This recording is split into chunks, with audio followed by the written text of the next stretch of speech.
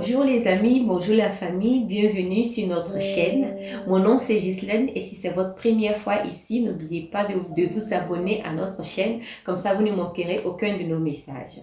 Alors cette semaine, nous avons intitulé notre message Lève-toi vaillant héros ou alors Lève-toi vaillante héroïne. Alléluia, alléluia, que le nom de l'Éternel soit glorifié. Sans plus tarder, prenons nos Bibles et allons dans les livres de Esther. Nos Bibles, allons dans le livre d'Esther et je vais lire Esther le chapitre 4 et je vais lire du verset 10 au verset 17. Esther chargea Attaque d'aller dire à Mardochée: tous les serviteurs du roi et le peuple des provinces du roi savent qu'il existe une loi prescrivant la peine de mort contre quiconque, homme ou femme, entre chez le roi dans la cour intérieure sans avoir été appelé. Celui-là seul a la vie sauve, à qui le roi tend le sceptre d'or. Et moi, je n'ai point été appelé auprès du roi depuis 30 jours.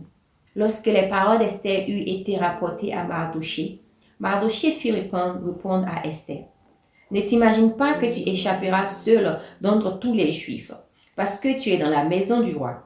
Car si tu te tais maintenant, le secours et la délivrance surgiront d'autre part pour les Juifs. Et toi et la maison de ton père, vous périrez. Et qui sait si ce n'est pas pour un temps comme celui-ci que tu es parvenu à la royauté.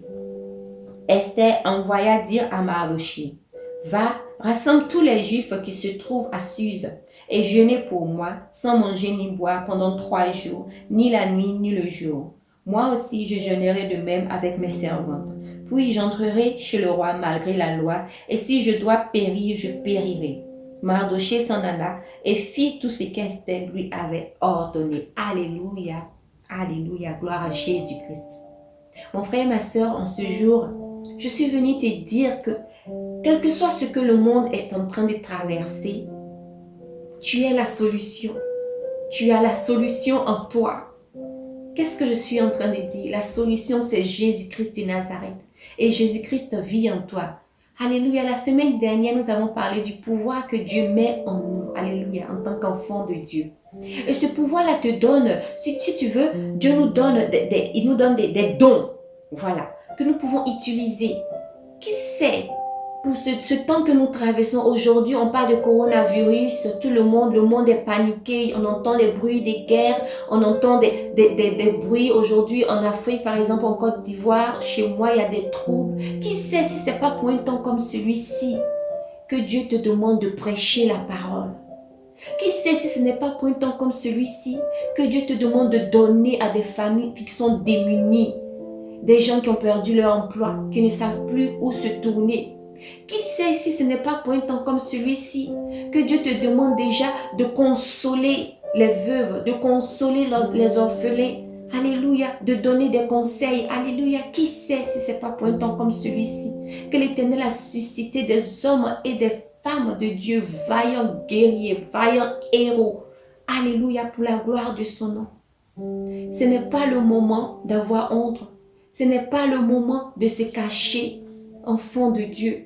Au contraire, c'est le moment de se réveiller car le monde entier attend la révélation des filles et des fils de Dieu. Alléluia. Esther était, quand on a lu ici, elle vivait dans le royaume du roi. Alléluia. Mais quand le décret est sorti qu'on devait tuer les Juifs, Mardochée a pleuré jusque devant la cour du roi. Et il a envoyé les gens dire à Esther: il faut que tu fasses quelque chose, car qui sait si ce n'est pas pour un temps comme celui-ci que l'Éternel t'a envoyé à la royauté.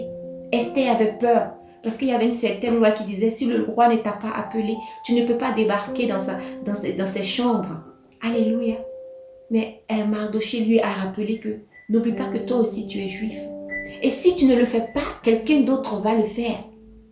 Bien-aimé, est-ce que ce n'était pas déjà arrivé que souvent tu veux faire quelque chose, l'Esprit de Dieu te met quelque chose fortement à cœur, mais tellement que tu passes le temps à prier, à perdre le temps, Dieu suscite quelqu'un d'autre pour cette même œuvre.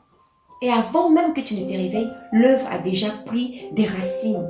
Alléluia, parce que notre Dieu, il est le maître de temps et des saisons. Alléluia. Qui sait si ce n'est pas pour un temps comme celui-ci que Dieu est en train de te donner une vision maintenant.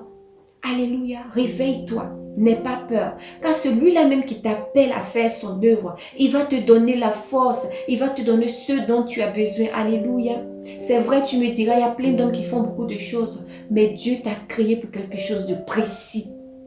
Et tu n'as pas envie de manquer l'opportunité de montrer ta fidélité à ce Dieu merveilleux. Alléluia, bien-aimé.